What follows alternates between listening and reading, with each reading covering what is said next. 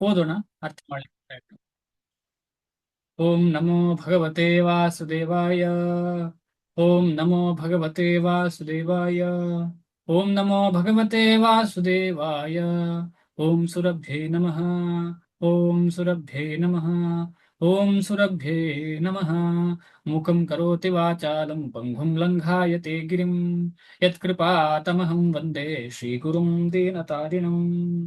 ಓಂ ಇಷ್ಟಪಾದಾಯ ಕೃಷ್ಣಪ್ರೇಷ್ಠಾಯ ಭೂತಲೆ ಶ್ರೀಮತೆ ಭಕ್ತಿರ ಸೇವಾಯಾಂ ಸದಾ. ಹರೇ ಕೃಷ್ಣ ಎಲ್ರಿಗೂ. ಭಗವದ್ಗೀತೆ 4ನೇ ಅಧ್ಯಾಯ, ಶ್ಲೋಕ ಕ್ರಮ ಸಂಖ್ಯೆ 40. ಇದರ ಹಿಂದೆ ನಾವು ಚರ್ಚೆ ಮಾಡಿದ್ದು ಜ್ಞಾನ ಮತ್ತು ಶ್ರದ್ಧೆ ಹೇಗೆ ಬೆಳೀತದೆ, ಆ ಬೆಳೆದ ಮೇಲೆ ಹೇಗೆ ನಮಗೆ ಭಗವಂತನ ಬಗ್ಗೆ ಸಂಪೂರ್ಣವಾಗಿ ಅರಿವಾಗಿ ನಾವು ನಮ್ಮ ಮನಸ್ಸಿಗೆ ಸಂಪೂರ್ಣ ಶಾಂತಿ ಸಿಗ್ತದೆ ಅಂತ ಹೇಳಿ ನಾವು ಓದಿದ್ದೇವೆ. ಈ ಶ್ಲೋಕ ಓದೋಣ. ಅಜ್ಞಶ್ಚ ಶ್ರದ್ಧಾನಶ್ಚ ಸಂಶಯಾತ್ಮ ವಿನಶ್ಯತಿ ನಾಯಂ ಲೋಕೋಸ್ತಿ ನ ಪರೋ ನ ಸುಖಂ ಸಂಶಯಾತ್ಮನಃ. ತುಂಬಾ ಇಂಪಾರ್ಟೆಂಟ್ ಶ್ಲೋಕ. ಯಾಕಂದ್ರೆ ಹಿಂದೆ ನೋಡಿದ್ದು ಜ್ಞಾನ ಇದ್ರೆ ಏನಾಗ್ತದೆ ಅಂತ ಹೇಳಿ, ಇಲ್ಲಿ ಜ್ಞಾನ ಇಲ್ಲ ಇದ್ರೆ ಏನಾಗ್ತದೆ ಅಂತ ಹೇಳಿ. ಅಜ್ಞಶ್ಚ ಶ್ರದ್ಧಾನಶ್ಚ, ಅಜ್ಞಶ್ಚ ಶ್ರದ್ಧಾನಶ್ಚ, ಅಜ್ಞಶ್ಚ ಶ್ರದ್ಧಾನಶ್ಚ ಸಂಶಯಾತ್ಮ ವಿನಶ್ಯತಿ, ಸಂಶಯಾತ್ಮ ವಿನಶ್ಯತಿ, ಸಂಶಯಾತ್ಮ ವಿನಶ್ಯತಿ ನಾಯಂ ಲೋಕೋಸ್ತಿ ನ ಪರೋ, ನಾಯಂ ಲೋಕೋಸ್ತಿ ನ ಪರೋ, ನಾಯಂ ಲೋಕೋಸ್ತಿ ನ ಪರೋ ನ ಸುಖಂ ಸಂಶಯಾತ್ಮನಃ, ನ ಸುಖಂ ಸಂಶಯಾತ್ಮನಃ, ನ ಸುಖಂ ಸಂಶಯಾತ್ಮನಃ. ಇದು ವರ್ಡ್ ಟು ವರ್ಡ್ ಮೀನಿಂಗು. ಅಜ್ಞಃ, ಅಜ್ಞಃ ಅಂದ್ರೆ ಪ್ರಮಾಣಿತ ಧರ್ಮ ಗ್ರಂಥಗಳ ಜ್ಞಾನವಿಲ್ಲದ ಮೂಢನು, ಅಂದ್ರೆ ಶಾಸ್ತ್ರದ ಜ್ಞಾನ ಇಲ್ಲದವನು, ಅಂಥವನು ಮೂಢ. ಶಾಸ್ತ್ರದ ಜ್ಞಾನ ಅಂದ್ರೆ ನಿಜವಾದ ಶಾಸ್ತ್ರದ ಜ್ಞಾನ ಅಂದ್ರೆ ಭಗವಂತನಿಂದ ಬಂದಂತಹ ಶಾಸ್ತ್ರದ ಜ್ಞಾನ, ಪ್ರಾಮಾಣಿಕ ಗ್ರಂಥ. ಚ ಮತ್ತು ಅಶ್ರದ್ಧಾನ, ಎರಡು ರೀತಿಯದ್ದು. ಧರ್ಮಗ್ರಂಥ ಅಂತ ಹೇಳಿದ್ರೆ ಒಂದು ಅಪೌರುಷೇಯ ಗ್ರಂಥ, ಆಮೇಲೆ ಪೌರುಷೇಯ ಗ್ರಂಥ ಅಂತ. ಪೌರುಷೇಯ ಅಂದ್ರೆ ಈಗ ಕೆಲವರು ಬರೀತಾರಲ್ಲ, ಈಗ ಆಚಾರ್ಯರು ಬರೀತಾರೆ, ಅದು ಅಪೌರುಷೇಯ ಮೇಲೆ ಡಿಪೆಂಡೆಂಟ್ ಆಗಿ ಬರೆದಿರುವಂಥದ್ದು. ಅಪೌರುಷೇಯ ಧರ್ಮ ಗ್ರಂಥದಲ್ಲಿ ಶ್ರದ್ಧೆ ಇಲ್ಲದವನು ಅಂದ್ರೆ ಅಜ್ಞ ಅಂತ ಹೇಳಿದ್ರೆ ಯಾವುದೇ ಧರ್ಮ ಗ್ರಂಥಗಳಲ್ಲಿ ಅದು ಅಪೌರುಷೇಯ ಆಗಿರ್ಬೇಕು ಅಂತಿಲ್ಲ. ಅಶ್ರದ್ಧಾನ ಅಂತ ಹೇಳಿದ್ರೆ ಅಪೌರುಷೇಯ ಧರ್ಮ ಗ್ರಂಥಗಳಲ್ಲಿ. ಅಪೌರುಷೇಯ ಅಂತ ಹೇಳಿದ್ರೆ ಏನು, ಯಾರು ಬರೆದಿರೋದಲ್ಲ, ಆ ಶಬ್ದದ ಮುಖಾಂತರ ಇರ್ತದೆ ಅದು. ಈಗ ಯಾರಾದ್ರೂ ಧ್ಯಾನಕ್ಕೆ ಕೂತು ನನಗೆ ಇದು ಕಿವಿಗೆ ಕೇಳಿದೆ ಅಂತ ಹೇಳಿದ್ರೆ ಅದು ಅಪೌರುಷೇಯವಾದ್ದು, ಅಂದ್ರೆ ಭಗವಂತನಿಂದ ನೇರ ಬಂದಂಥದ್ದು. ಚ ಕೂಡ ಸಂಶಯ, ಸಂಶಯಗಳು, ಸಂಶಯಗಳ ಆತ್ಮ ವ್ಯಕ್ತಿಯು ವಿನಶ್ಯತಿ ಪತನಗೊಳ್ಳುತ್ತಾನೆ, ನ ಎಂದಿಗೂ ಇಲ್ಲ. ಅಯಂ ಈ ಲೋಕಃ ಜಗತ್ತು, ಅಸ್ತಿ ಇದೆ, ನ ಇಲ್ಲ, ಪರಹ ಮುಂದಿನ ಜನ್ಮವು, ನ ಇಲ್ಲ, ಸುಖಂ ಸುಖವು, ಸಂಶಯ ಸಂದೇಹವುಳ್ಳ ಆತ್ಮನಃ ವ್ಯಕ್ತಿಗೆ. ಶಿಲಪ್ರಭುಪಾದರಿಗೆ ಜಯವಾಗಲಿ. ಅಜ್ಞಾನಿಗಳು, ಶ್ರದ್ಧೆ ಇಲ್ಲದವರು, ಇದೆರಡರ ಬಗ್ಗೆ ನಾವು ನಿನ್ನೆ ಕ್ಲಾಸಲ್ಲಿ ಡಿಸ್ಕಷನ್ ಮಾಡಿದ್ದಾರೆ. ಜ್ಞಾನಿಗಳು, ಶ್ರದ್ಧೆ ಇರುವವರ ಬಗ್ಗೆ. ಅದೆರಡು ಇಲ್ಲದಿದ್ರೆ ಏನ್ ಮಾಡ್ತಾರೆ ಅವರು, ಅಪೌರುಷೇಯ ಧರ್ಮ ಗ್ರಂಥಗಳಲ್ಲಿ ಸಂಶಯ ಪಡುತ್ತಾರೆ. ಈಗ ನಮ್ಮದೇ ಕೇಸ್ ತಗೊಳ್ಳುವ. ಈಗ ನಮಗೆ ಸಂಶಯ ಬರ್ತಾ ಇಡಂದ್ರೆ ಏನರ್ಥ, ನಮಗೆ ಇನ್ನೂ ಅಪೌರುಷೇಯ ಧರ್ಮ ಗ್ರಂಥಗಳನ್ನ ಚೆನ್ನಾಗಿ ಓದಿಲ್ಲ, ಭಕ್ತರ ಸಂಘ ಸಿಗ್ಲಿಲ್ಲ ಅಂತ ಹೇಳಿ ಅರ್ಥ.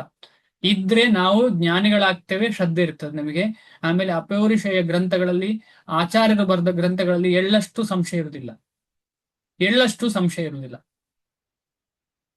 ಅಕಸ್ಮಾತ್ ಸಂಶಯ ಬಂದ್ರೆ ನನಗೆ ಇವತ್ತು ಸಂಶಯ ಬರ್ತಾ ಇದೆ ಅಂದ್ರೆ ನನಗೆ ಅದನ್ನು ಅರ್ಥ ಮಾಡುವಂತಹ ಜ್ಞಾನ ಇಲ್ಲ, ಮುಂದೆ ಸಾಧನೆ ಮಾಡ್ತಾ ಮಾಡ್ತಾ ಇದು ನನಗೆ ಅರ್ಥ ಆಗ್ತದೆ ಅಂತ ಹೇಳುವ ಒಂದು ಶ್ರದ್ಧೆ ಇರ್ತದೆ. ತಪ್ಪು ಅಂತ ಯಾವತ್ತೂ ಹೇಳುದಿಲ್ಲ ನಾನು.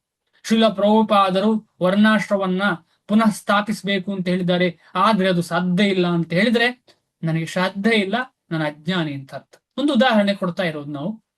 ಇದೇ ರೀತಿಯಲ್ಲಿ ಶ್ರೀಲ ಪ್ರಭುಪಾದರು ಹೇಳಿದ್ದಾರೆ, ಇನ್ನು ಮುಂದಕ್ಕೆ ಸಾವಿರಾರು ಲಕ್ಷಗಟ್ಟಲೆ ಎಲ್ಲ ವ್ಯಕ್ತಿಗಳು ಊಟ ತಿಂಡಿಗೆ ಒದ್ದಾಡಿ ನ್ಯಾಚುರಲ್ ರಿಸೋರ್ಸ್ ಇಲ್ಲದೆ ಎಲ್ಲರೂ ಹಳ್ಳಿಗೆ ಹೋಗ್ತಾರೆ ಅಂತ ಹೇಳಿದ್ದಾರೆ ಶ್ರೀಲ ಪ್ರಭುಪಾದ. ಯಾವಾಗ ಅಂತ ಹೇಳಿಲ್ಲ, ಅಂತ ಸ್ಥಿತಿ ಬರ್ಲಿಕ್ಕೆ ಸಾಧ್ಯ ಇಲ್ಲ. ಯಾಕೆ ಹಾಗೆ ಆಗ್ತದೆ ಅಂತ ಹೇಳುದು ಅಪೌರುಷೇಯ ಧರ್ಮ ಗ್ರಂಥಗಳಲ್ಲಿ ಸಂಶಯ ಪಡುವ ವ್ಯಕ್ತಿ ನಾನು ಅಂತ ಅರ್ಥ. ಶ್ರದ್ಧೆ ಇಲ್ಲ ನನಗೆ, ಭಗವಂತನ ನೇರ ಅನುಯಾಯಿ ಆದಂತ ಶ್ರೀಲ ಪ್ರಭುಪಾದರು ಹೇಳಿದ್ದನ್ನ ಒಪ್ಪಿಕೊಳ್ಳಿಕ್ಕೆ ರೆಡಿ ಇಲ್ಲ ನಾನು. ಇಲ್ಲೆಲ್ಲ ಕಾಣ್ತಾ ಉಂಟು ಅದು ಆಗ್ತದೆ ಅಂತ ಹೇಳಿ ನಮಗೆ ಕಾಣ್ತಾ ಉಂಟು. ಖಂಡಿತವಾಗಿ ಟೈಮ್ ಟೆಸ್ಟೆಡ್, ಇವತ್ತಲ್ಲ ನಾಳೆ ಇಂತಹ ಒಂದು ಅಪ್ರಾಕೃತಿಕವಾದಂತಹ ಬೆಳವಣಿಗೆಯಲ್ಲಿ ನಾವೀಗ ನಮ್ಮನ್ನು ನಾವು ಕಂಡ್ಕೊಳ್ತಾ ಇದ್ದೇವೆ. ನಾವೆಲ್ಲ ಎಲ್ಲಿದ್ದೇವೆ? ಹಳ್ಳಿಯಲ್ಲಿ ಇರ್ಲಿ, ಸಿಟಿಯಲ್ಲಿ ಇರ್ಲಿ, ನಾವೆಲ್ಲ ಈ ಅಪ್ರಾಕೃತಿಕವಾದಂತಹ ಬೆಳವಣಿಗೆಯಲ್ಲಿ ತೊಡಗಿದ್ದೇವೆ. ಎಲ್ಲರೂ ಕಾರಣಕರ್ತರು, ನಾವೆಲ್ಲರೂ, ಅವರು ಇವರು ಅಂತಲ್ಲ. ಆದ ಕಾರಣ ಇದಕ್ಕೊಂದು ಕೊನೆ ಅಂತ ಇದ್ದೇ ಇದೆ, ನಮ್ಗೆಲ್ಲರೂ ಗೊತ್ತದು, ಅದ್ರಲ್ಲೇನು ಸಂಶಯ ಇಲ್ಲ. ಇದು ಹೀಗೆ ಎಷ್ಟು ಸಮಯ ಮುಂದೆ ಹೋಗ್ಲಿಕ್ಕೆ ಸಾಧ್ಯ? ಯಾವುದೋ ಒಂದು ರೀತಿಯಲ್ಲಿ ಅದು ನಾವು ಹಳೇ ಪದ್ಧತಿಗೆ ನಾವು ತಿರುಗಬೇಕಾಗುವಂತಹ ಸಂದರ್ಭ ಬಂದೇ ಬರ್ತದೆ. ಆದ ಕಾರಣ ಶ್ರದ್ಧೆ ಅಂತ ಹೇಳಿದ್ರೆ ಈ ರೀತಿಯಲ್ಲಿ ಸಂಪೂರ್ಣವಾಗಿ ಶ್ರೀಲ ಪ್ರಭುಪಾದರಾಗ್ಲಿ, ಬೇರೆ ಆ ಒಂದು ಲೀನಿಯೇಜಿಯಲ್ಲಿ ಬಂದಂತಹ ಎಲ್ಲ ಆಚಾರ್ಯಗಳ ವಚನಗಳಲ್ಲಿ, ಅದೇ ರೀತಿಯಲ್ಲಿ ಭಗವಂತನ ವಚನಗಳಲ್ಲಿ ಸಂಪೂರ್ಣವಾಗಿ ನಂಬಿಕೆ ಇರುವಂಥದ್ದು. ಇಂತಹವರಿಗೆ ಭಗವಂತನ ಪ್ರಜ್ಞೆ ಲಭ್ಯವಾಗುವುದಿಲ್ಲ. ಎಂಥವರಿಗೆ? ಶ್ರದ್ಧೆ ಇಲ್ಲದವರಿಗೆ, ಅಜ್ಞಾನಿಗಳಿಗೆ ಭಗವಂತನ ಪ್ರಜ್ಞೆ ಲಭ್ಯವಾಗುವುದಿಲ್ಲ. ಎಂತ ದೊಡ್ಡ ಒಂದು ರಿಸ್ಕ್ ನೋಡಿ, ಎಷ್ಟು ದೊಡ್ಡ ರಿಸ್ಕ್. ನಾವು ಇಂತಹ ಸ್ಥಿತಿಗೆ ತಲುಪಲೇಬಾರ್ದು. ಎಷ್ಟು ಜನ್ಮ ಎತ್ತಬೇಕು ಅಂತಿಲ್ಲ. ನಾವು ಗಂಡಾಗ್ಲಿ, ಹೆಣ್ಣಾಗ್ಲಿ, ವೃದ್ಧರಾಗ್ಲಿ, ಯಾರೇ ಆಗ್ಲಿ, ನಾವು ಅಥವಾ ಯೌವನರಾಗ್ಲಿ, ಯಾರೇ ಆಗ್ಲಿ, ನಮಗೆ ಭಗವಂತನ ಪ್ರಜ್ಞೆಯಿಂದ ವಿಮುಖವಾದಂತಹ ಒಂದು ವಿಚಾರವನ್ನ ಯೋಚನೆ ಮಾಡಿದರೆ ಎಷ್ಟು ಭಯ ಅಂದ್ರೆ ಇದು ತುಂಬಾ ಭಯ. ಈಗ ನಾವೆಲ್ಲ ಅನ್ಕೊಳ್ತೇವೆ, ಅಯ್ಯೋ ನನಗೆ ಗಂಡ ಚೆನ್ನಾಗಿದ್ದಾನೆ, ಹೆಂಡತಿ ಚೆನ್ನಾಗಿದ್ದಾರೆ, ಮಕ್ಕಳು ಚೆನ್ನಾಗಿದ್ದಾರೆ, ನಮ್ಮ ಇಲ್ಲಿ ಏನು ಯುದ್ಧ ಆಗ್ತಿಲ್ಲ, ಅಲ್ಲೆಲ್ಲೋ ಯುದ್ಧ ಆಗ್ತಿದೆ. ಸ್ವಲ್ಪ ಚಿನ್ನಕ್ಕೆ ಮೇಲೆ ಕೆಳಗೆ ಆಗ್ತಾ ಉಂಟು, ಪೆಟ್ರೋಲ್ ಕಮ್ಮಿ ಉಂಟು, ಗಾಳಿ ಕಮ್ಮಿ ಉಂಟು, ಅಂದ್ರೆ ಗ್ಯಾಸ್, ಅಡಿಗೆ ಮಾಡ್ಲಿಕ್ಕೆ ಗ್ಯಾಸ್ ಕಮ್ಮಿ ಉಂಟು, ಆದ್ರೂ ತೊಂದರೆ ಇಲ್ಲ, ನಮಗೇನು ನಮ್ಮ ದೇಶದಲ್ಲಿ ಯಥೇಚ್ಛವಾಗಿ ಪ್ರಕೃತಿ ಇದೆ, ಇಲ್ಲಿ ಗ್ಯಾಸ್ ಇಲ್ಲ ಅಂದ್ರೆ ಅಲ್ಲೇನು ನಮ್ಮ ಊರಲ್ಲಿ ಜಾಗ ಇದೆ, ಅಲ್ಲಿ ಹೋಗಿ ನಿಲ್ತೀನಿ, ಈ ತರ ಎಲ್ಲ ಕಲ್ಪನೆಗಳು ನಾವು ಮಾಡ್ತಾ ಇದ್ದೇವೆ. ಯಾಕಂದ್ರೆ ಸುಖದಲ್ಲಿ ಇದ್ದೇವೆ ಅಂತ ಹೇಳಿ ಚಿಂತನೆ ಇಲ್ಲ. ಪ್ರತಿಯೊಂದು ನಿಮಿಷವೂ ನಾವು ದುಃಖದಲ್ಲಿ ಇದ್ದೇವೆ, ನಮಗೆ ಗೊತ್ತೇ ಇಲ್ಲ. ಸುಖ ಇರುವುದು ಎಲ್ಲಿ ಅಂತ ಹೇಳಿದ್ರೆ ಸ್ವರ್ಗದಲ್ಲಿ. ಅಂದ್ರೆ ನಾನು ಮಟೀರಿಯಲಿ ಹೇಳ್ತಾ ಇರುವುದು. ಸುಖ ಇರುವುದು ಸ್ವರ್ಗದಲ್ಲಿ, ದುಃಖ ಇರುವುದು ಎಲ್ಲಿ? ನರಕದಲ್ಲಿ. ಇಲ್ಲಿ ಯಾವತ್ತು ಮೇಲೆ ಕೆಳಗೆ, ಸ್ವಲ್ಪ ದಿನ ಸುಖ, ಸ್ವಲ್ಪ ದಿನ ದುಃಖ. ಈ ಪ್ರಪಂಚದಲ್ಲಿ, ಭೌತಿಕ ಪ್ರಪಂಚ ಎಲ್ಲಿ ನಾವು ಭೂಮಿಯಲ್ಲಿ ಏನು ಹೇಳ್ತಿದ್ದೇವೆ, ಒಂದು ಕ್ಷಣ ಸುಖ, ಜಾಸ್ತಿ ದುಃಖ, ಕೆಳಗೆ ಫುಲ್ಲು ದುಃಖ, ಮೇಲೆ ಫುಲ್ಲು ಸುಖ, ಮೇಲೆ ಸ್ವರ್ಗ, ಕೆಳಗೆ ನರಕ, ಮಧ್ಯ ಭೂಮಿಯಲ್ಲಿ ಇದ್ದೇವೆ ನಾವು. ಆದ್ರೆ ಇಲ್ಲಿ ಕೂಡ ದುಃಖ ಇದೆ. ಆದ ಕಾರಣ ನಾವು ಭಗವಂತನ ಪ್ರಜ್ಞೆ ಇಲ್ಲ ಅಂತ ಹೇಳಿದ್ರೆ ನಮಗೆ ನಿಜವಾದ ಸುಖ ಸಿಗ್ಲಿಕ್ಕೆ ಸಾಧ್ಯ ಇಲ್ಲ. ಆ ಭಗವಂತನ ಪ್ರಜ್ಞೆಯನ್ನ ನಿಜವಾಗಿ ನಿತ್ಯವೂ ಬೆಳೆಸ್ಲಿಕ್ಕೆ ನಾವು ಪ್ರಯತ್ನ ಪಡಬೇಕು. ನಿಜವಾಗಿ ಅಂತ ಹೇಳಿದ್ರೆ ಕಪಟವಿಲ್ಲದೆ. ಯಾಕಂದ್ರೆ ನಾವೆಲ್ಲ ಮಾಡುವ ಅಂದ್ರೆ ಮಾಡಬೇಕು ಅಂತ ಹೇಳಿ ಮಾಡ್ತೇವೆ. ಹಾಗೆ ಹೇಳ್ತಿದ್ದಾರೆ, ನನಗೆ ನಂಬಿಕೆ ಇಲ್ಲ, ಆದ್ರೆ ಟ್ರೈ ಮಾಡುವ ಅಂತ ಹೇಳಿ ಟ್ರೈ ಮಾಡುದು, ತೊಂದರೆ ಇಲ್ಲ, ಹಾಗಾದ್ರೂ ಶುರು ಮಾಡೋಣ. ಬಟ್ ಶ್ರದ್ಧೆ ತುಂಬಾ ಇಂಪಾರ್ಟೆಂಟ್. ಸಂಶಯ ಇರಬಾರದು, ಅದಲ್ಲದೆ ಕಪಟ ಇರಬಾರದು. ಕಪಟ ಇಲ್ಲದೆ ನನಗೆ ಎಷ್ಟು ಮಾಡ್ಲಿಕ್ಕೆ ಆಗ್ತದೆ ಅಷ್ಟು ಮಾಡಿ, ಅದನ್ನ ಅಸಂಕೋಚವಾಗಿ ಎಲ್ರಿಗೂ ಹೇಳ್ಬೇಕು. ಎಲ್ರಿಗೂ ಅಂದ್ರೆ ನಮ್ಮ ಹತ್ರ ಯಾರಾದ್ರೂ ಕೇಳಿದ್ರೆ ಎಷ್ಟು ಜಪ ಮಾಡಿದ್ವಿ ಅಂತಂದ್ರೆ ಸಂಕೋಚ ಯಾಕೆ ಅದಕ್ಕೆ? ಹೌದು, ನಾನು 2 ರೌಂಡ್ ಮಾಡಿದ್, ನಂಗೆ ಆಗ್ಲಿಲ್ಲ, ದಯವಿಟ್ಟು ನನಗೆ ಇನ್ನೂ ಜಾಸ್ತಿ ಜಪ ಮಾಡ್ಲಿಕ್ಕೆ ನೀವು ಪ್ರೇ ಮಾಡಿ, ನನಗೆ ನಿಮ್ಮ ಒಂದು ಒಳ್ಳೆಯ ಸಂಘ ಕೊಡಿ, ನನಗೂ ಜಾಸ್ತಿ ಜಪ ಮಾಡ್ಲಿಕ್ಕೆ ಆಸೆ ಇದೆ, ಆದ್ರೆ ಯಾವುದೋ ಕಾರಣಾಂತರದಿಂದ ನಂಗೆ ಆಗ್ಲಿಲ್ಲ ಇವತ್ತು, ದಯವಿಟ್ಟು ನನಗೆ ಹೆಲ್ಪ್ ಮಾಡಿ ಅಂತ ಕೇಳ್ಬೇಕು ವಿನಃ ಇಲ್ಲ ನಾನು ಮಾಡ್ಲಿಕ್ಕೆ ಆಗ್ಲಿಲ್ಲ ಆದ್ರೆ ನಾಳೆ ಮಾಡ್ತೇನೆ ಹೇಳಿ ಎರೋಗೆಂಟ್ ಆಗ್ಬಾರದು ನಾವು. ತುಂಬಾ ಇಂಪಾರ್ಟೆಂಟ್. ಅವರು ನಾಶ ಹೊಂದುವರು. ಯಾರು? ಪ್ರಜ್ಞೆ, ಭಗವಂತನ ಕಡೆ ಪ್ರಜ್ಞೆ ಸಿಗದಿದ್ರೆ, ಭಗವಂತನ ಪ್ರಜ್ಞೆ ಸಿಗದಿದ್ರೆ ಖಂಡಿತವಾಗಿ ನಾಶ. ಅಂದ್ರೆ ಏನು? ನಾಶ ಅಂದ್ರೆ ಏನು? ಪುನಃ ಪುನಃ ಪುನಃ ಪುನಃ ಬರುದು ಇಲ್ಲಿಗೆ, ಅದೇ ನಾಶ. ನಾಶ ಯಾಕೆ ಅಂತ ಹೇಳಿದ್ರೆ ನಮಗೆ ಭಗವಂತನ ಪ್ರಜ್ಞೆ ಪುನಃ ಸಿಗುದು ಕಷ್ಟ. ಈಗ ಒಂದು ಸಲ ನಾವು ಭಗವಂತನನ್ನ ಮರ್ತ್ರೆ ನಿಧಾನವಾಗಿ ಆ ಮರೆವಿನ ಅಂಧಕಾರಕ್ಕೆ ಜಾಸ್ತಿ ತಳ್ಳಲ್ಪಡ್ತೇವೆ. ಅದ್ ನಾವು ಜಾಗ್ರತೆ ಬೇಕು ನಮಗೆ. ನಾವು ಒಮ್ಮೆ ಭಗವಂತನನ್ನು ಮರೆತ್ರೆ ನಾವು ಭಗವಂತನ ಮರೆಯುವಂತಹ ಅಜ್ಞಾನದ ಕಡೆ ಜಾಸ್ತಿ ತಳ್ಳಲ್ಪಡ್ತೇವೆ. ಆ ರಿಸ್ಕ್ ನಾವು ತಗೊಳ್ಳೇಬಾರ್ದು. ಆದ ಕಾರಣ ನಮ್ಗೆ ಈ ಕ್ಷಣ ನಮಗೆ ಯಾವಾಗ ಗೊತ್ತಾಯ್ತು ಭಗವಂತನ ಪ್ರಜ್ಞೆ ಅಷ್ಟು ಇಂಪಾರ್ಟೆಂಟು, ಹರೇ ಕೃಷ್ಣ ಮಹಾಮಂತ್ರದ ಜಪ ಅಷ್ಟು ಇಂಪಾರ್ಟೆಂಟು, ಅದಕ್ಕಿಂತ ಮಿಗಿಲಾದ್ದು ಯಾವುದು ಇಲ್ಲ ಅಂತ ಹೇಳುವಾಗ ಅದಕ್ಕೆ 99.99% ಪ್ರಿಯಾರಿಟಿ ಕೊಡಬೇಕು. ನಾವು ಪ್ರಿಯಾರಿಟಿ ಕೊಡಬೇಕು ಅಂತ ಹೇಳಿ ನಾವು ಯಾವುದೇ ಕೆಲಸ ಮಾಡುದಿಲ್ಲ ಅಂತಲ್ಲ, ಮನಸ್ಸಿನಲ್ಲಿ ಸಂಪೂರ್ಣ ಪ್ರಿಯಾರಿಟಿ ಅದಕ್ಕೆ. ಮನಸ್ಸಿನಲ್ಲಿ ಸಂಪೂರ್ಣ ಏನಿದ್ರು ನಾವೆಲ್ಲ ಎಲ್ಲ ಲೋಕದಲ್ಲೆಲ್ಲ ಮಾತಾಡ್ತಿರ್ತೇವೆ, ಆದ್ರೆ ನಮಗೊಂದು ನಮ್ಮ ಫ್ಯಾಮಿಲಿ ಬಗ್ಗೆ ಜಾಸ್ತಿ ಅನುಕಂಪ ಇರ್ತದಲ್ಲ, ಅವರೊಟ್ಟಿಗೆ ಒಂದು ಜಾಸ್ತಿ ಅನುಕಂಪ ಇರ್ತದೆ. ಅದೇ ರೀತಿಲಿ ನಾವು ನಿಜವಾಗಿ ಭಗವಂತನ ಫ್ಯಾಮಿಲಿ, ಆಮೇಲೆ ಭಗವಂತ ನಮಗೆ ಸಾಕ್ಷಾತ್ ಹರೇ ಕೃಷ್ಣ ಮಹಾಮಂತ್ರದಲ್ಲಿ ಇರುವಾಗ ಅದು ಫಸ್ಟ್ ಪ್ರಿಯಾರಿಟಿ. ನಮಗೆ ನಿತ್ಯವೂ ಅದಕ್ಕೆ ಫಸ್ಟ್ ಪ್ರಿಯಾರಿಟಿ ಕೊಟ್ಟು ಭಗವಂತನಲ್ಲಿ ಸಂಪೂರ್ಣವಾಗಿ ಅಮ್ಮ ಅಂತ ಹೇಳಿ ಹೇಗೆ ಮಗು ಅಳ್ತಾ ಜಪ ಮಾಡುತ್ತದೆ, ಆ ರೀತಿಯಲ್ಲಿ ನಾವು ಸಂಪೂರ್ಣವಾಗಿ ಭಗವಂತನ ಕರಿತಾ ಕರಿತಾ ಜಪ ಮಾಡಬೇಕು ಅಂತ ಹೇಳ್ತಾರೆ ಶಾಸ್ತ್ರದಲ್ಲಿ ಶಿಲ ಪ್ರಭುಪಾದರು ಕೂಡ. ಆಮೇಲೆ ಈ ತರ ಸುಖ ಸಿಕ್ಕಿದವನಿಗೆ ಎಲ್ಲಿಯೂ ದುಃಖ ಇಲ್ಲ. ಯಾವ ಸುಖ ಸಿಕ್ಕಿದ ಮೇಲೆ? ಭಗವಂತನ ಭಕ್ತಿ, ಭಗವಂತನ ಪ್ರಜ್ಞೆ ಸಿಕ್ಕಿದ ಮೇಲೆ ಅಂಥವನಿಗೆ ಯಾವ ಲೋಕದಲ್ಲಿಯೂ ದುಃಖ ಆಗ್ಲಿಕ್ಕೆ ಸಾಧ್ಯ ಇಲ್ಲ. ಆದ್ರೆ ಆ ಭಗವಂತನ ಪ್ರಜ್ಞೆ ಯಾರಿಗೆ ಸಿಗುವುದಿಲ್ಲ ಅವನಿಗೆ ಯಾವ ಲೋಕದಲ್ಲಿ ಕೂಡ ಸುಖ ಇಲ್ಲ. ಅವರು ನಾಶ ಹೊಂದುವನು. ಸಂಶಯ ಇರುವ ಅಂಥ ವ್ಯಕ್ತಿ, ಸಂಶಯ, ಸಂಪೂರ್ಣ ಸಂಶಯ ಅಂತವನು ಈ ಲೋಕದಲ್ಲಿ ಕೂಡ ಸುಖ ಇಲ್ಲ. ಯಾರಿಗಾದ್ರೂ ಸಂಶಯಾತ್ಮ ಪ್ರಣಶ್ಯತಿ ಅಂತಲ್ವಾ ಇದರಲ್ಲಿ, ಪ್ರಣಶ್ಯತಿ ಅಂದ್ರೆ ವಿನಾಶ ಆಗ್ತಾನೆ, ಸಂಶಯಾತ್ಮ ವಿನಶ್ಯತಿ ಅಂತ ಹೇಳಿ ವಿನಾಶ ಆಗ್ತಾನೆ ಅವನು ಅಂತ ಸಂಶಯ. ಆದ ಕಾರಣ ಈ ಶಾಸ್ತ್ರದಲ್ಲಿ, ಗ್ರಂಥದಲ್ಲಿ, ಆಚಾರ್ಯ ಪರಂಪರೆಯಲ್ಲಿ ಎಳ್ಳಷ್ಟು ಕೂಡ ನಮಗೆ ಸಂಶಯ ಇಲ್ಲ. ಖಂಡಿತ ಅಲ್ಲಿ ಸಂಶಯಕ್ಕೆ ಅವಕಾಶವೇ ಇಲ್ಲ. ಯಾಕೆಂತ ಹೇಳಿದ್ರೆ ನಾವು ಗುರುಮುಖೇನ ಆ ಶಾಸ್ತ್ರವನ್ನ ಚೆನ್ನಾಗಿ ಅಧ್ಯಯನ ಮಾಡಿದರೆ ಸಂಶಯಕ್ಕೆ ಎಡೆ ಇಲ್ಲ. ಅಲ್ಲಿ ಎಡೆ ಇದ್ರೆ ತಾನೇ ಸಂಶಯ ಬರುವಂಥದ್ದು. ಮುಂದೆ ಹೋಗ್ತೀನಿ. ಭಾವಾರ್ಥ: ಹಲವಾರು ಪ್ರಮಾಣ ಮತ್ತು ಅಧಿಕೃತ ಅಪೌರುಷೇಯ ಧರ್ಮ ಗ್ರಂಥಗಳಲ್ಲಿ ಭಗವದ್ಗೀತೆಯೇ ಶ್ರೇಷ್ಠವಾದದ್ದು. ಯಾಕೆ ಶ್ರೇಷ್ಠವಾದದ್ದು ಭಗವದ್ಗೀತೆ? ಭಗವಂತನ ಮುಖದಿಂದ ಬಂದಿದೆ. ಮುಖಪದ್ಮಾದ್ ವಿನಿಸ್ತೃತ, ನೇರವಾಗಿ ಭಗವಂತನ ಮುಖ, ಅದರಲ್ಲೂ ಭಗವಂತನ ಎರಡು ತುಟಿಗಳಿಂದ ಅಂದ್ರೆ ಬಾಯಿಯಿಂದ ಭಗವಂತನ ಪದ್ಮ ಮುಖದಿಂದ ಹೊರಗೆ ಬಂದಂತಹ ವಚನಗಳಿದು ನೇರವಾಗಿ. ಅದು ಏನು ವಚನ? ಇದು ಏನು ಫಿಲಾಸಫಿ? ಯಾರ ಬಗ್ಗೆ ಹೇಳಿದ್ದಾರೆ ಇಲ್ಲಿ? ಕರ್ಮ ಮಾಡುವ ಬಗ್ಗೆ. ಕೃಷ್ಣನ ಬಗ್ಗೆ. ಕೃಷ್ಣ ಅವನ ಬಗ್ಗೆ ಹೇಳಿರುವಂತ ಶಾಸ್ತ್ರ. ಕೃಷ್ಣ, ಧನ್ಯವಾದ ಮಾತಾಜಿ. ಕೃಷ್ಣ ಅವನ ಬಗ್ಗೆ ಹೇಳಿರುವಂತ ಶಾಸ್ತ್ರ ಅಂದ್ರೆ ಅವನು ಅಂತ ಹೇಳಿದ್ರೆ ಎಲ್ಲವೂ, ಎಲ್ಲದರ ಬಗ್ಗೆ ಅಂದ್ರೆ ಸಂಪೂರ್ಣ ಜ್ಞಾನ. ಕೃಷ್ಣ ಅವನದ್ದು ಅಂತ ಹೇಳಿದ್ರೆ ಕರ್ಮ ಅಂತ ಹೇಳಿದ್ರೆ ಕರ್ಮ ಕೂಡ ಅವನಿಗೆ ಸಂಬಂಧಪಟ್ಟದ್ದು. ಜೀವ ಅಂದ್ರೆ ಜೀವ ಕೂಡ ಅವನಿಗೆ ಸಂಬಂಧಪಟ್ಟದ್ದು. ಕಾಲ ಅವನಿಗೆ ಸಂಬಂಧಪಟ್ಟದ್ದು. ಎಲ್ಲವೂ ಅವನಿಗೆ ಸಂಬಂಧಪಟ್ಟದ್ದು. ಆದ್ರೆ ಕರ್ಮ ಪರೋಕ್ಷವಾಗಿ ಅವನಿಗೆ ಸಂಬಂಧ. ಯಾಕಂದ್ರೆ ಕರ್ಮಕ್ಕೂ ಭಗವಂತನಿಗೂ ಸಂಬಂಧ ಇಲ್ಲ. ಕರ್ಮ ಮಾಡಿದ್ದು ಜೀವ, ಆದ್ರೆ ಜೀವ ಭಗವಂತನಿಗೆ ಸಂಬಂಧ ಇದ್ದ ಕಾರಣ ಕರ್ಮ ಕೂಡ ಭಗವಂತನಿಗೆ ಸಂಬಂಧ ಉಂಟು. ಆದ ಕಾರಣ ಭಗವಂತ ಯಾವತ್ತು ಚಿಂತನೆಯಲ್ಲಿ ಇರ್ತಾನೆ. ಹೇಗೆ ಈ ಒಂದು ಜೀವದ ಕರ್ಮವನ್ನು ನಾಶ ಮಾಡಿ ನಾನು ಆ ಜೀವವನ್ನು ನನ್ನ ಕಡೆಗೆ ಎಳಿಬಹುದು ಅಂತ ಹೇಳಿ ಭಗವಂತ ಯಾವತ್ತು ಚಿಂತನೆ ಮಾಡ್ತಾ ಇರ್ತಾನೆ. ಅದಕ್ಕೋಸ್ಕರ ಭಗವಂತ ನಮ್ಮ ಹೃದಯದಲ್ಲಿ ನೆಲೆಸಿ ಯಾವತ್ತು ಹಿಂಬಾಲಿಸ್ತಾ ಇರ್ತಾರೆ ಭಗವಂತ. ನಾನೇನ್ ತಪ್ಪು ಮಾಡುದಿಲ್ಲ ಅಂತ ನಾವು ಹೇಳಲಿಕ್ಕೆ ಸಾಧ್ಯ ಇಲ್ಲ. ಆದ್ರೂ ನಾವು ತಪ್ಪು ಮಾಡಿ ಹೋಗ್ತದೆ. ಏನೇ ಆಗ್ಲಿ ಭಗವಂತ ದಯಾಳು. ನಮಗೆ ಭಗವಂತ ನಾಮಸ್ಮರಣೆ ಕೊಟ್ಟಿದ್ದಾನೆ, ನಾಮ ಮಾಡ್ಲಿಕ್ಕೆ, ನಾಮದ ಪಠನ ಮಾಡ್ಲಿಕ್ಕೆ ಅವಕಾಶ ಕೊಟ್ಟಿದ್ದಾನೆ ಅಂದ್ರೆ ನಮ್ಮ ಮೇಲೆ ಇನ್ನೂ ಕೃಪೆ ಇದೆ ಭಗವಂತಂದು ಅಂತ ಅರ್ಥ. ಆದ ಕಾರಣ ಈ ಭಗವದ್ಗೀತೆ ತುಂಬಾ ಶ್ರೇಷ್ಠ. ನಾವೆಲ್ಲ ಭಾಗ್ಯವಂತರು. ಅದು ಶ್ರೀಲ ಪ್ರಭುಪಾದರು ಬರೆದಂತಹ ಯಥಾ ಪ್ರಕಾರವಾದಂತಹ ಅಂದ್ರೆ ಆಸ್ ಇಟ್ ಈಸ್ ಇರುವಂತಹ ಒಂದು ಶಾಸ್ತ್ರವನ್ನು ಓದುವಂತಹ ಅವಕಾಶ ನಮಗೆ ಎಲ್ಲರಿಗೂ. ಸ್ವಲ್ಪ ಹೆಚ್ಚು ಕಡಿಮೆ ಪ್ರಾಣಿಗಳಂತೆಯೇ ಇರುವವರಿಗೆ ಪ್ರಮಾಣ ಪೂರ್ವಕವಾದ ಅಪೌರುಷೇಯ ಧರ್ಮ ಗ್ರಂಥಗಳಲ್ಲಿ ಶ್ರದ್ಧೆಯೂ ಇಲ್ಲ. ಸ್ವಲ್ಪ ಹೆಚ್ಚು ಕಡಿಮೆ ಪ್ರಾಣಿಗಳಂತೆಯೇ ಅಂದ್ರೆ ಏನು? ಸ್ವಲ್ಪ ಹೆಚ್ಚು ಕಡಿಮೆ ಪ್ರಾಣಿಗಳಂತೆಯೇ ಇರುವುದು ನಾವೆಲ್ಲ ಮನುಷ್ಯರು. ಏನ್ ಅರ್ಥ ಅದರದ್ದು? ತಮೋಗುಣ. ತಮೋಗುಣ, ಕರೆಕ್ಟ್. ಪ್ರಾಣಿಗಳ ತರ ಜೀವನ ಆಹಾರ, ನಿದ್ರೆ, ಭಯ. ತಿಂತೀವಿ, ಮಲ್ಕೊಳ್ತೀವಿ. ನಿದ್ರೆ, ಭಯ, ಮೈಥುನ ಎಲ್ಲ ಪ್ರಾಣಿಗಳ ತರಾನೇ ಇರುತ್ತೆ. ಆದ್ರೆ ಸ್ವಲ್ಪ ಮೇಲ್ಮಟ್ಟದಲ್ಲಿ ಯೋಚನೆ ಮಾಡ್ತೀವಿ ಅಷ್ಟೆ. ಏನು ಸ್ವಲ್ಪ ಮೇಲ್ಮಟ್ಟ?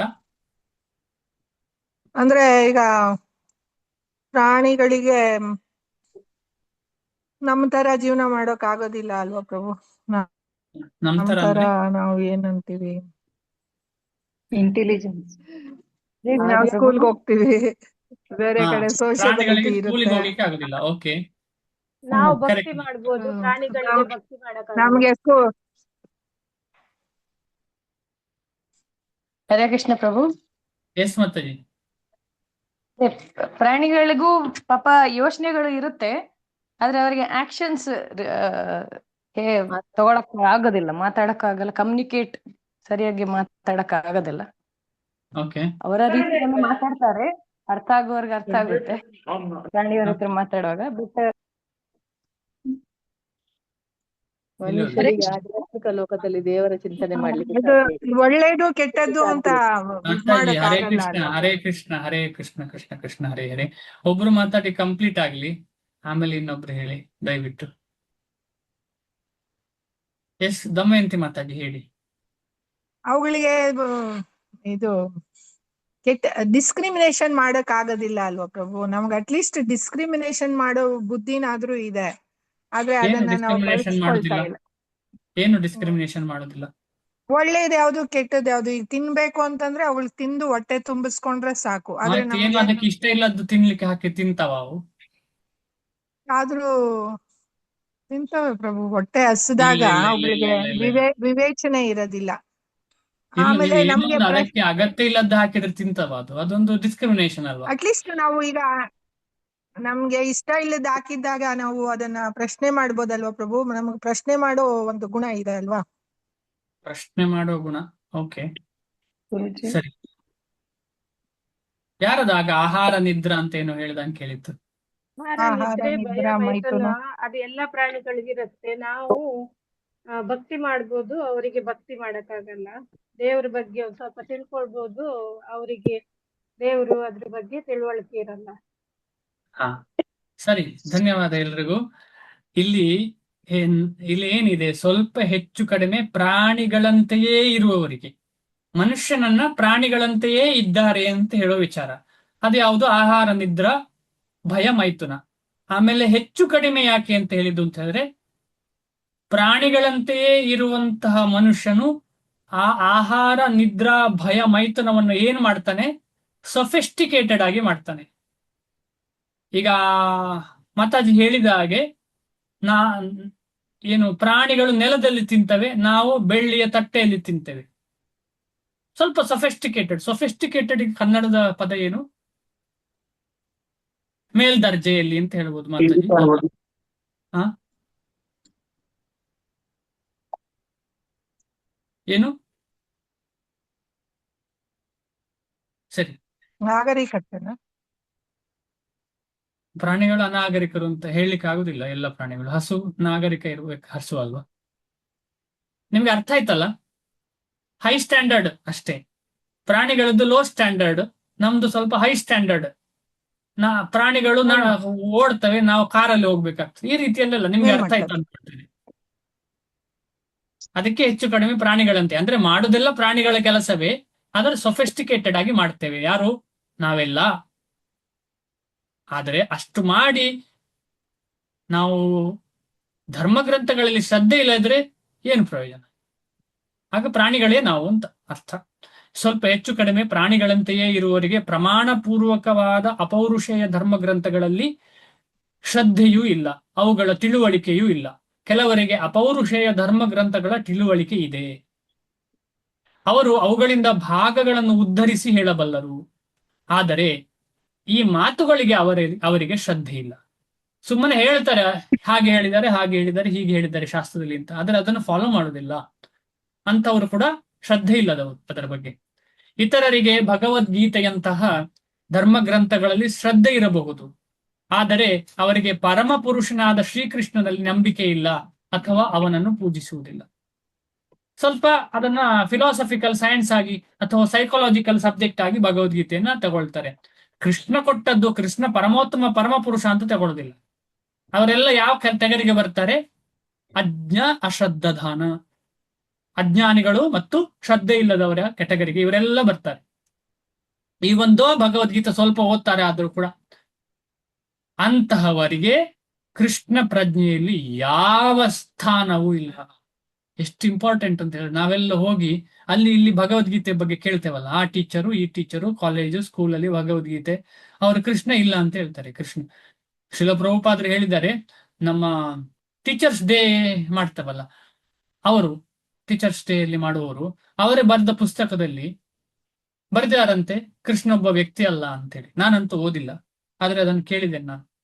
ಹಾಗೆ ಹಾಗೆ ಎಷ್ಟೇ ಜ್ಞಾನ ಇದ್ರೂ ಕೂಡ ಕೃಷ್ಣನನ್ನೇ ನಂಬದವರು ಏನು ಜ್ಞಾನ? ಅದು ಶೂನ್ಯ ಜ್ಞಾನ, ಅದು ಅಗತ್ಯ ಇಲ್ಲ, ವೇಸ್ಟ್. ಶ್ರಮಯೇವೈಹ ಕೇವಲಂ, ಸುಮ್ಮನೆ ಟೈಮ್ ವೇಸ್ಟ್.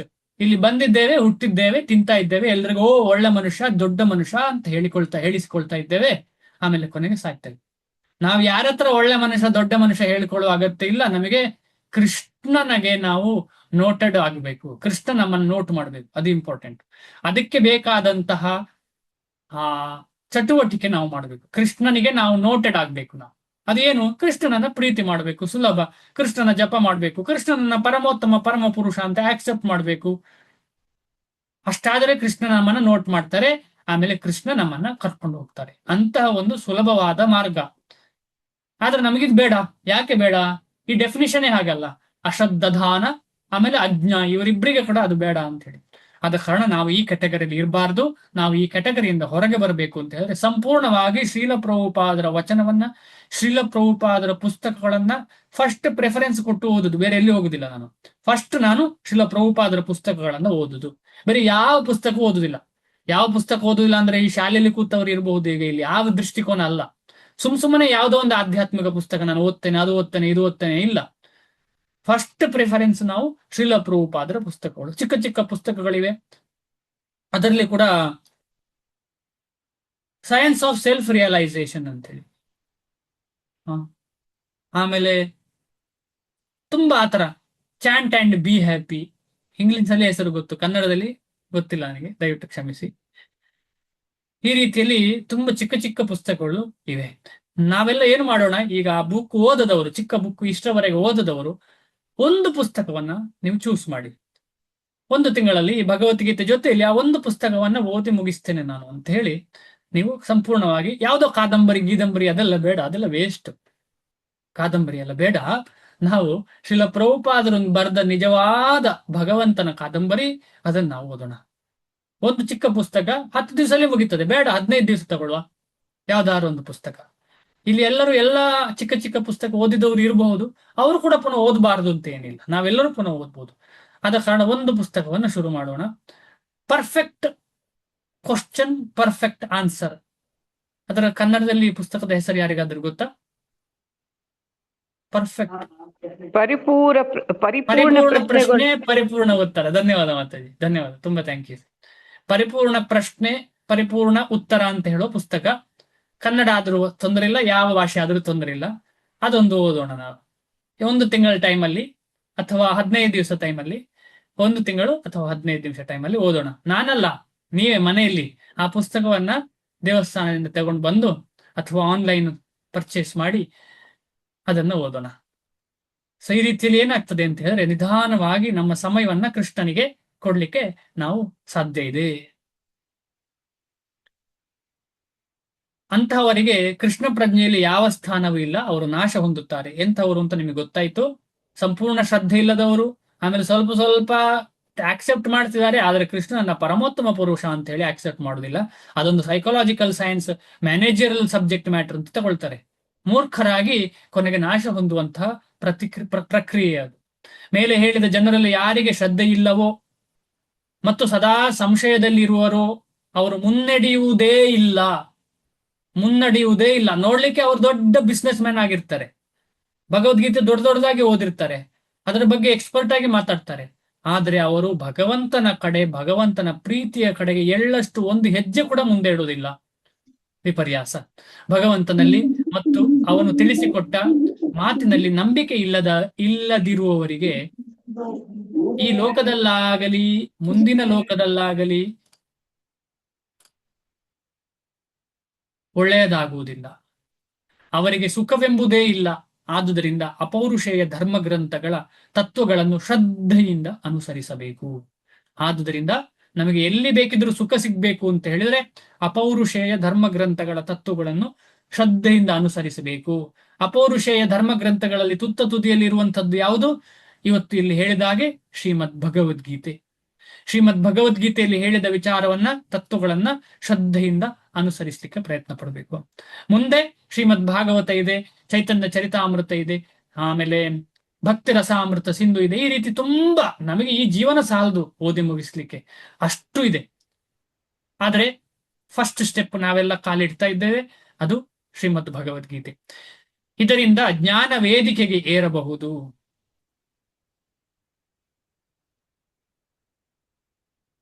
ಅವಿವೇಕ ಖ್ಯಾತೆ ಅಂತ ಹೇಳ್ತಾರೆ. ಆ ಜ್ಞಾನ ತುದಿಗೆ ಏರುತ್ತದೆ. ಆಧ್ಯಾತ್ಮಿಕ ತಿಳುವಳಿಕೆಯ ದಿವ್ಯ ವೇದಿಕೆಗೆ ಏರಲು ಈ ಜ್ಞಾನವು ಮಾತ್ರ ನೆರವಾಗುತ್ತದೆ. ಆದ ಕಾರಣ ಜ್ಞಾನ ತುಂಬಾ ಇಂಪಾರ್ಟೆಂಟು ಆಧ್ಯಾತ್ಮಿಕ ತಿಳುವಳಿಕೆಯ ದಿವ್ಯ ವೇದಿಕೆಗೆ ಏರ್ಲಿಕ್ಕೆ. ಕೆಲವರು ಹೇಳ್ತಾರೆ, ನಾನು ಏನು ಓದ್ಲಿಲ್ಲ, ಆದ್ರೆ ನಂಗೆ ಇದೆಲ್ಲ ಅರ್ಥ ಆಗುದಿಲ್ಲ, ನಂಗೆ ಸಾಧ್ಯ ಇಲ್ಲ ಅಂತ ಹೇಳಿ, ನನಗೇನು ಎಜುಕೇಶನ್ ಆಗ್ಲಿಲ್ಲ, ನನಗೇನು ಅರ್ಥ ಆಗುದಿಲ್ಲ ಅಂತ ಹೇಳಿ. ಆದ್ರೆ ಭಗವದ್ಭಕ್ತರ ಸಂಘದಿಂದ ಏನು ಅರ್ಥ ಆಗದಿದ್ರು ಕೂಡ ನ್ಯಾಚುರಲ್ ಆಗಿ ಎಲ್ಲ ಜ್ಞಾನ ಆ ವ್ಯಕ್ತಿಯಲ್ಲಿ ಬರ್ತದೆ, ಆ ಒಂದು ಭಕ್ತನಲ್ಲಿ ಬರ್ತದೆ. ಇದಕ್ಕೆ ಎಷ್ಟು ಉದಾಹರಣೆ ಅಂತೇವೆ ನಾವೆಲ್ಲರೂ, ಅದಕ್ಕೆ ಉದಾಹರಣೆ. ಆದ್ರೆ ನಮಗಿಂತ ಜಾಸ್ತಿ ಉದಾಹರಣೆ ಇರುವವರು ಇದ್ದಾರೆ, ಏನು ಗೊತ್ತಿರುವುದಿಲ್ಲ, ABCD ಗೊತ್ತಿರುವುದಿಲ್ಲ. ಆದ್ರೆ ಸಂಪೂರ್ಣ ಭಕ್ತಿಯಲ್ಲಿ ತನ್ನೀರಾಗಿ ಅವರಲ್ಲಿ ಏನಾದರೂ ಪ್ರಶ್ನೆ ಕೇಳಿದ್ರೆ ಕರೆಕ್ಟ್ ಆಗಿ, ಅವರೇನು ಓದಿರುವುದಿಲ್ಲ, ಕರೆಕ್ಟ್ ಆಗಿ ಉತ್ತರ ಕೊಡ್ತಾರೆ ಭಗವತ್ತನ ಭಕ್ತಿಯ ಬಗ್ಗೆ. ಯಾಕಂದ್ರೆ ಭಕ್ತನ ಸಂಘ ಅಂತ ಹೇಳಿದ್ರೆ ಜ್ಞಾನ ಸಿಗ್ತದೆ. ಬೇರೆ ಮಾತುಗಳಲ್ಲಿ ಹೇಳುವುದಾದರೆ ಆಧ್ಯಾತ್ಮಿಕ ಮುಕ್ತಿಯಲ್ಲಿ ಸಂಶಯಾತ್ಮರಿಗೆ ಸ್ಥಾನವೇ ಇಲ್ಲ. ಆದುದರಿಂದ ಗುರು ಶಿಷ್ಯ ಪರಂಪರೆಯಲ್ಲಿ ಬಂದ ಹಿರಿಯ ಆಚಾರ್ಯರ ಹೆಜ್ಜೆಗಳನ್ನು ಅನುಸರಿಸಿ ಯಶಸ್ಸನ್ನು ಪಡೆಯಬೇಕು. ಈ ಒಂದು ಶ್ಲೋಕ ಮಾಡೋಣ. ಯೋಗ ಸನ್ಯಸ್, ಇದು ಅರ್ಥ ಆಯ್ತಲ್ಲ. ಇನ್ನು ಈಗಾಗಲೇ ನಾವು ಡಿಸ್ಕಷನ್ ಮಾಡಿದ್ದೇವೆ, ಪರಂಪರೆ ಫಾಲೋ ಮಾಡಬೇಕು ಅಂತ ಹೇಳಿ. ಯೋಗ ಸನ್ಯಸ್ತ ಕರ್ಮಾಣಂ ಜ್ಞಾನ ಸಂಚಿನ್ನ ಸಂಶಯಂ ಆತ್ಮವಂತಂ ನ ಕರ್ಮಾಣಿ ನಿಬದ್ಧಂತಿ ಧನಂಜಯ. ಯೋಗ ಸನ್ಯಸ್ತ ಕರ್ಮಾಣಂ ಜ್ಞಾನ ಸಂಚಿನ್ನ ಸಂಶಯಂ ಆತ್ಮವಂತಂ ನ ಕರ್ಮಾಣಿ ನಿಬದ್ಧಂತಿ ಧನಂಜಯ. ಶಿಲಪ್ರಭುಪಾದರಿಗೆ ಜಯವಾಗಲಿ. ಅನುವಾದ, ಯಾರು ತನ್ನ ಕರ್ಮದ ಫಲಗಳನ್ನು ತ್ಯಜಿಸಿ, ಇದರ ಬಗ್ಗೆ ತುಂಬಾ ಡಿಸ್ಕಷನ್ ಮಾಡಿದ್ದೇವೆ, ಕರ್ಮ ಫಲವನ್ನು ತ್ಯಜಿಸುವುದು ಹೇಗೆ ಅಂತ ಹೇಳಿ. ಮಾ ಫಲೇಶು ಕದಾಚನ, ಭಕ್ತಿಪೂರ್ವಕ ಸೇವೆಯಲ್ಲಿ ಕರ್ಮ ಮಾಡುವವನು. ಇಲ್ಲಿ ಫಲಗಳನ್ನು ತ್ಯಜಿಸಿ ಅಂತ ಹೇಳಿದ್ರೆ ನನ್ನ ಇಂದ್ರಿಯ ತೃಪ್ತಿಗೆ ಮಾಡಿದಂತಹ ಕರ್ಮ ಫಲಗಳನ್ನು ತ್ಯಜಿಸುವುದು, ಭಗವಂತನ ಇಂದ್ರಿಯ ತೃಪ್ತಿಗೆ ಮಾಡುವ ಕರ್ಮವನ್ನು ಮಾಡುವುದು ಭಕ್ತಿಪೂರ್ವಕ ಸೇವೆ. ಮತ್ತು ಆಧ್ಯಾತ್ಮಿಕ ಜ್ಞಾನದಿಂದ ಸಂಶಯಗಳನ್ನು ನಾಶ ಮಾಡಿರುವನೋ ಅವನು ವಾಸ್ತವವಾಗಿ ಆತ್ಮದಲ್ಲಿ ನೆಲೆಸಿರುತ್ತಾನೆ. ಅವನಿಗೇನು ಸಂಶಯ ಇಲ್ಲ, ಏನು ಪ್ರಾಬ್ಲಮ್ ಇಲ್ಲ, ಅವನು ತನ್ನಲ್ಲಿ ತಾನು ಸುಖವಾಗಿರ್ತಾನೆ. ಅಂದ್ರೆ ಭಗವಂತನ ಸದಾ ಸಂಪರ್ಕದಲ್ಲಿ ಇರ್ತಾನೆ. ಧನಂಜಯ, ಇಂತಹ ಮನುಷ್ಯನನ್ನು ಕರ್ಮ ಫಲಗಳು ಬಂಧಿಸಲಾರವು. ನಾವೆಲ್ಲ ಶ್ರೀಮದ್ ಭಾಗವತದಲ್ಲಿ ಏನ್ ಹೇಳಿದೆ ಅಂತ ಹೇಳಿದ್ರೆ,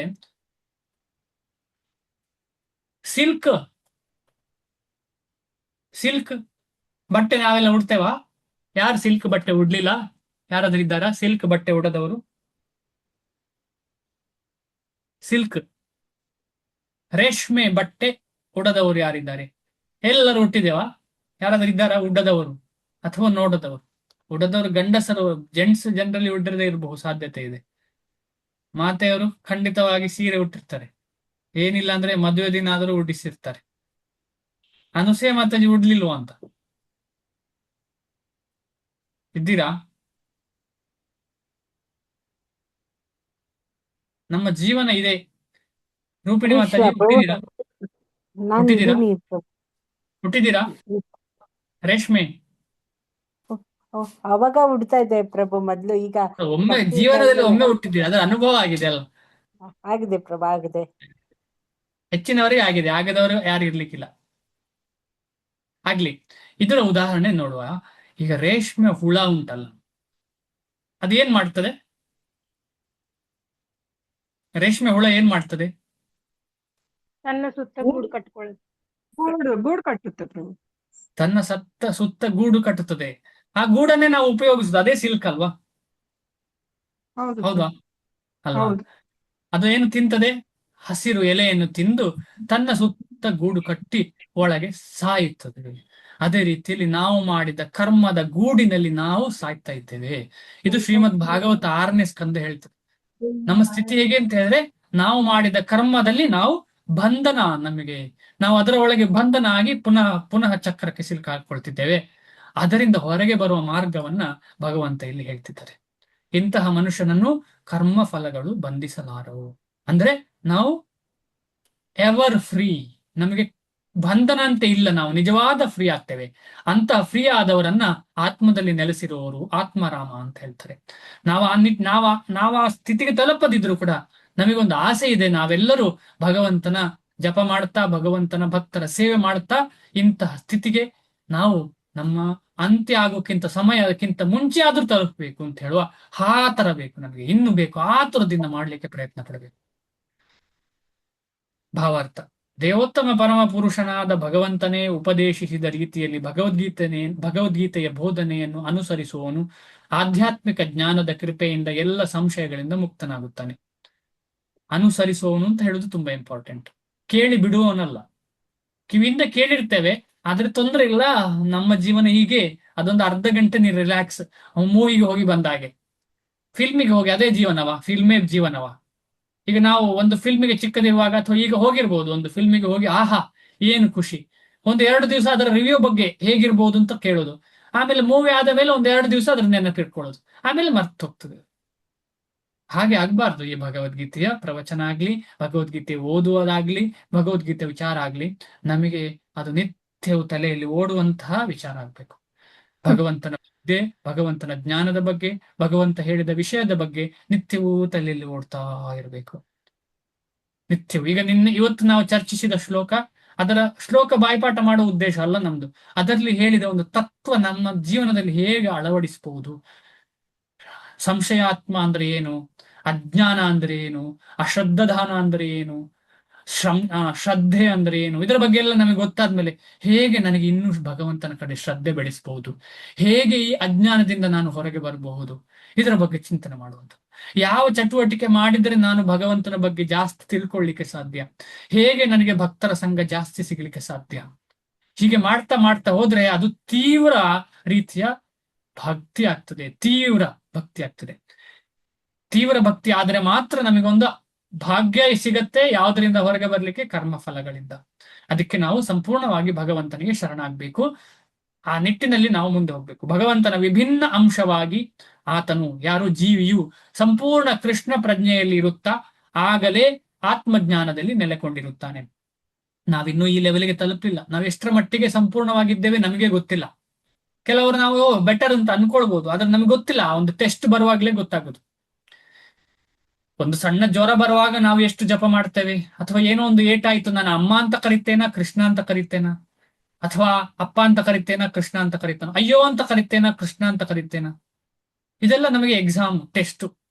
ಆದ ಕಾರಣ ಈ ಪ್ರಶ್ನೆ ನಮಗೆ ನಾವೇ ಹಾಕಬೇಕು ವಿನಃ ಬೇರೆ ಯಾರಿಗೂ ನಾವು ಅಳಿಲಿಕ್ಕೆ ಸಾಧ್ಯ ಇಲ್ಲ. ನಮ್ಮನ್ನು ನಾವೇ ಅಳಿಬಹುದು. ಎಷ್ಟು ನಾನು ಕೃಷ್ಣ ಪ್ರಜ್ಞೆಯಲ್ಲಿ ಮುಂದೆ ಹೋಗಿದ್ದೇನೆ, ನನಗೆ ಎಷ್ಟು ಕೃಷ್ಣನ ಬಗ್ಗೆ ಯಾವತ್ತೂ ಯೋಚನೆ ನಡೀತಾ ಇದೆ, ಬೇರೆಲ್ಲ ಕೆಲಸ ನಡೀತಾ ಇರುವಾಗೆಲ್ಲ ನನಗೆ ಕೃಷ್ಣನ ಬಗ್ಗೆ ಯೋಚನೆ ಇದೆಯಾ, ಈ ತರ ಪ್ರಶ್ನೆ ಹಾಕ್ತಾ ಹೇಗೆ ನಾನು ಇದರಲ್ಲಿ ಮುಂದೆ ಬರಿಬಹುದು ಅಂತ ಹೇಳೋ ಒಂದು ಕಾನ್ಸೆಪ್ಟ್ ಇದೆಯಲ್ಲ, ಅದೇ ಶ್ರೀಮದ್ ಭಗವದ್ಗೀತೆ ಹೇಳುವಂಥದ್ದು. ಅವನ ಹತ್ತಿರ ಹೋಗುವಂಥದ್ದು. ಅದಕ್ಕೆ ಇದು ಪ್ರೇಮಶಾಸ್ತ್ರ, ಭಗವಂತನ ಪ್ರೇಮ ದೊರಕುವ ಶಾಸ್ತ್ರ ಇದು. ಇದನ್ನ ಚೆನ್ನಾಗಿ ಓದಿದ್ರೆ ನಾವು ಇನ್ನು ಮುಂದೆ ಹೋಗ್ಲಿಕ್ಕೆ ಸಾಧ್ಯ. ಆದ್ದರಿಂದ ನಿಸ್ಸಂಶಯವಾಗಿ ಆತನಿಗೆ ಕರ್ಮ ಬಂಧನವಿಲ್ಲ. ಶಿಲ ಪ್ರಭುಪಾದರಿಗೆ ಜಯವಾಗಲಿ. ಇವತ್ತು 2 ಶ್ಲೋಕ ಸಾಕು. ನಾಳೆ ಇನ್ನೊಂದು ಶ್ಲೋಕ ಮಾಡಿ ಈ ಅಧ್ಯಾಯ ಸಂಪೂರ್ಣ ಆಗುತ್ತೆ. ಓದುವಂಥದ್ದು ಅರ್ಥ ಆಗುವುದಲ್ಲ, ಓದಿ ಸಂಪೂರ್ಣ ಆಗ್ತದೆ. ಮುಂದೆ ಇನ್ನೂ ಜಾಸ್ತಿ ಓದೋಣ. ಏನಾದ್ರೂ ಪ್ರಶ್ನೆ ಇದ್ರೆ ಡಿಸ್ಕಷನ್ ಮಾಡೋಣ ಇವತ್ತು.